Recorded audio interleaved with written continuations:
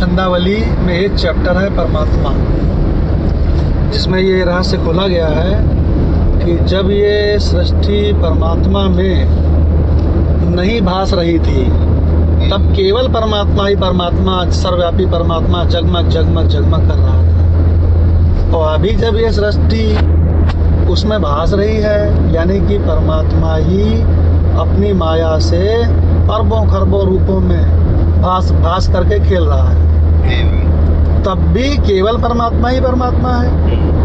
बाकी सब तो भासमान है, सारे शरीर वगैरह, जीव जगत ईश्वर। और जब ये परमात्मा में ये सृष्टि की अनेकता नहीं भासेगी, नहीं प्रतीत होगी, तब भी केवल परमात्मा ही परमात्मा रहेगा।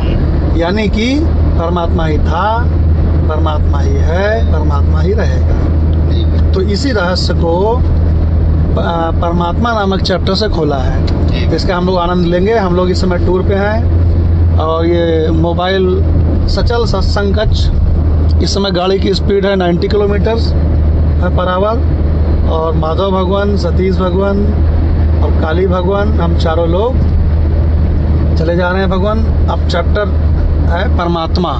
जी भगवान।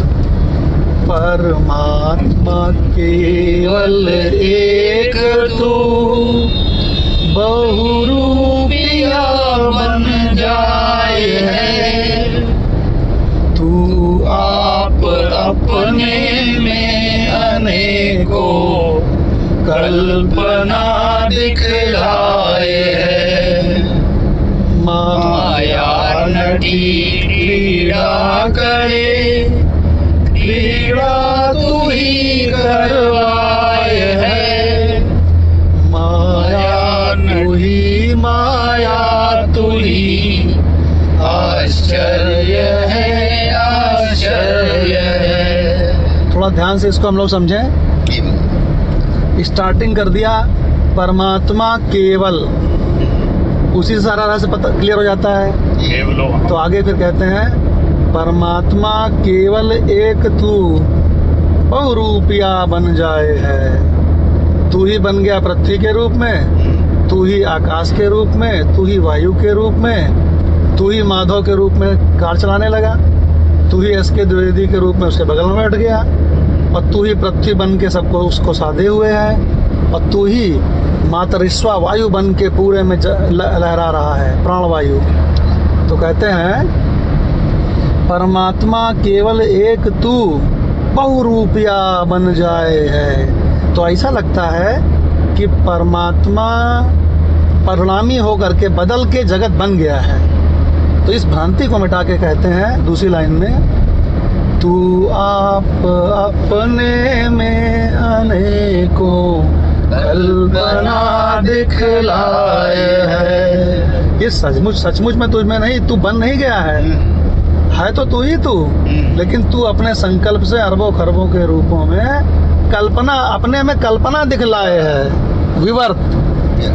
हम बहुत श्याम। हाँ, इसका मतलब विवर्त है ना। परमात्मा परिणामी कुछ बदल के बन नहीं गया है, विवर्त के रूप में परमात्मा ही अपनी माया से अनेकों रूपों में दिख करके खेल रहा है। इसका तीसरी लाइन लेते हैं तो कहते हैं अच्छा, ये क्रीड़ा कौन कर रहा है? तो माया को भी एक्सप्लेन करते हैं।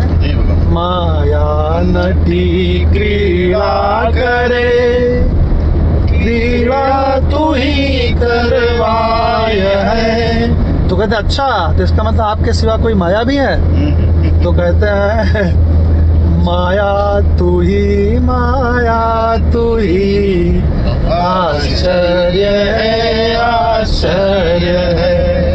क्या मतलब हुआ?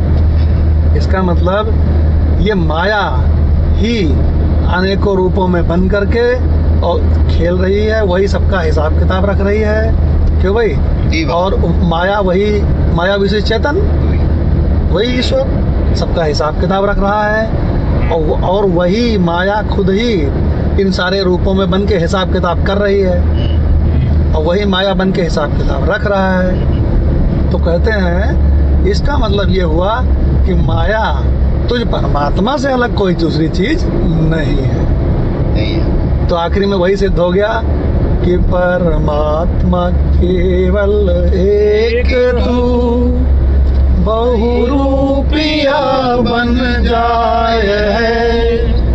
तू आप अपने में अनेकों कल्पना दिखलाए है। माया नटी क्रीड़ा करे, क्रीड़ा तू ही करवाए है। माया तू ही, माया तू ही आश्चर्य है, आश्चर्य है। इसका मतलब ये हुआ कि इस एक छंद में परमात्मा को स्पष्ट कर दिया गया कि परमात्मा अधिष्ठान है और उसके सिवा न पहले कुछ था, न अभी कहीं कुछ है, न आगे कहीं कुछ होगा। फिर उसके बाद उसमें ये बता दिया कि परमात्मा में ये सृष्टि कैसे है। तो कहते हैं परमात्मा से ये सृष्टि परिणामी होकर के नहीं बनी है, विवर्त होकर के दिख रही है। परमात्मा ज्यों कहते हैं और सृष्टि पूरी की पूरी दिख रही उसमें, जैसे कि किसी स्वप्न दृष्टा में सारा स्वप्न जगत की अनेकता दिखे। स्वप्न जगत, स्वप्न दृष्टा बदल करके स्वप्न जगत की अनेकता नहीं हो गया है। स्वप्न दृष्टा जो कहते हैं सुरक्षित है और उसमें विवर्त के रूप में सारा का सारा दिख रहा है। तो इसमें विवर्त वाला रहस्य भी खुल गया। फिर बोले कि अच्छा, ये जो अनेकों बनना, अनेकों और फिर एक उसका स्वामी बन के, ईश्वर बन के हिसाब किताब रखना, ये सब तो कहते हैं ये सब माया भी तू ही है। तुझ परमात्मा के सिवा कहीं कुछ नहीं है। आश्चर्य है कि एक ही था, एक ही है, एक ही रहेगा। ओम शांति शांति शांति।